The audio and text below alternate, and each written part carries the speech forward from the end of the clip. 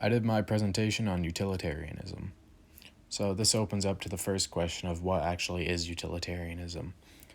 It talks about rights and wrongs, and based on what is right or wrong, is dictates how people or institutions should make decisions. There's two different types. You have act utilitarianism, which is more general. This is Bentham's idea, and in any given situation, you should choose the action that provides the greatest good for the greatest number. The other one is rule utilitarianism. That is Mill's idea, and that's where we as a society live by rules that in general lead to the greatest good for the greatest number. These rules maximize utility long term. The goal overall, though, is to provide the greatest good for the greatest number of people, and you always want to choose the most moral or good action that provides the most good for all parties.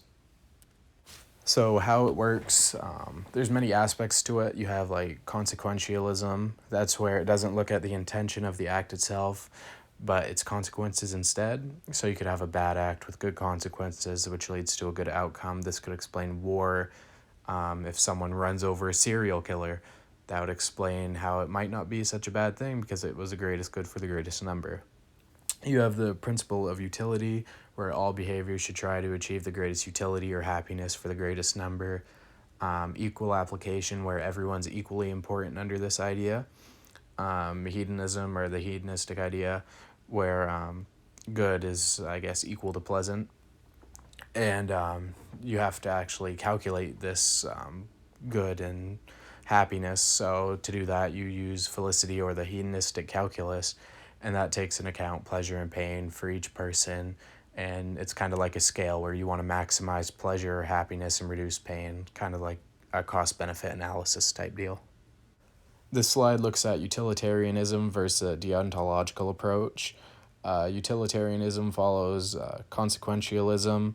So, like on the last slide said, it doesn't look at the intent of the act, only consequences. The ends justify the means, and it aims to do what will bring the most good or happiness to society. And deontological is more about the intent of it, the duty. The action is good because of its characteristics, not its outcome. It looks at the action itself and if it's right or wrong, not the consequences, and it's based on duty or rules. However, both of these views agree that actions and outcomes are independent from each other. When looking at the history of utilitarianism, it ties in with the philosophers as well. It can stem all the way back to Plato and Eudaimonia.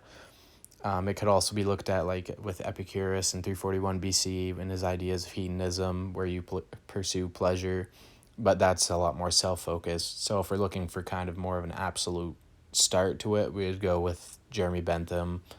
It is 1789's Greatest Happiness Principle, which was in his book An Introduction to the Principles of Morals and Legislation. This idea, happiness is in the foundation.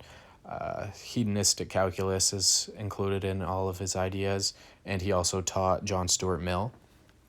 Just to quote from him, it says, "Nature has placed mankind under the governance of two sovereign masters, pain and pleasure. It is for them alone to point out what we ought to do, as well as to determine what we shall do." After that idea, you have John Stuart Mill, who was a predecessor to Jeremy Bentham.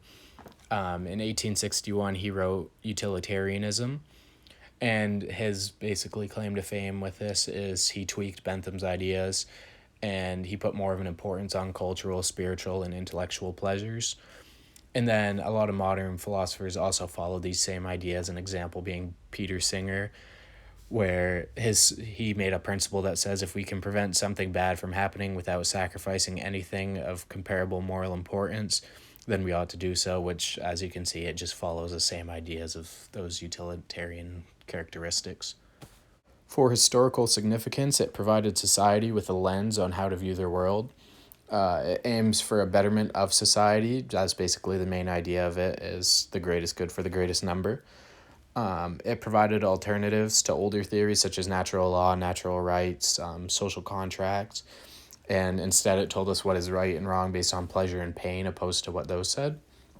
And many of the ideas from these older utilitarian theories are still used today, primarily rule utilitarian, but act is also used today. When we look at some of the problems with utilitarianism, you see a lot of self-bias opposed to actually wanting to help the greatest number, and that leads to decisions that don't actually benefit the greatest number, making the theory pretty much useless if you fall into that bias. Actually calculating that felicity or the hedonistic calculus, it's a good idea, but it's very difficult to actually calculate how every single person's affected, so it's more of an estimate. Not everyone is truly equal, so you have politicians, the government, the rich, upper class. They'll all always have more say than just lower class, middle class people. So true equality doesn't exist in this situation. It's also a very demanding theory, so there's really no middle ground on what is right and wrong. So when looking at like the train track dilemma where you have four people on one on the other, you flip the switch, decide whether to kill more or one person. There's no middle ground to it, and it's always going to require you to flip the switch and kill that one person no matter what. As far as why I was interested in this theory goes, it has very good explanatory power. It's pretty simplistic. It's associated with my belief system, so I'd basically rather make a compromise and have the entire group be somewhat happy than be individually really happy and not have the group happy at all. And it's also associated with criminal justice. That's a field I want to go into. So there's a lot of dilemmas tied into that, like is arresting a criminal going to provide the greatest good for the greatest number? How about if they're a high-level criminal, low-level? So it's just kind of good to look at that.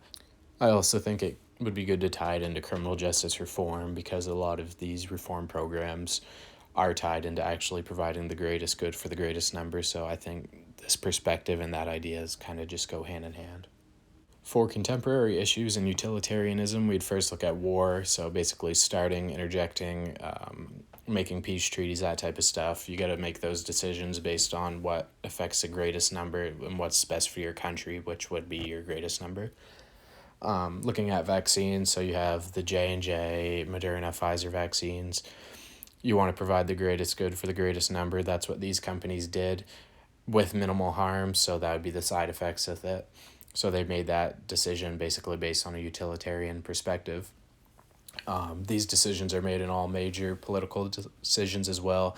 So you have gun control, border security, abortion, and they're always considered, and they always must consider what the greatest good is. So for a modern issue, I did mine on dirty needles and the spread of disease in cities. This lens would say that you'd want to provide the greatest good for the greatest number. So the idea is have needle exchange programs, provide free needles, and because of this, it would raise the potential happiness or good would outweigh the potential harms. And in all reality, there's not really that many potential harms for an issue like this, so it's kind of an easy decision to make for the greatest good because the harms, I mean, cost, you make it back in reducing hospital fees, and you're pretty much saving lives, stopping the spread of disease. It's just making a better environment for everybody. And these are just my citations I used, and that wraps it up for what I had on utilitarianism.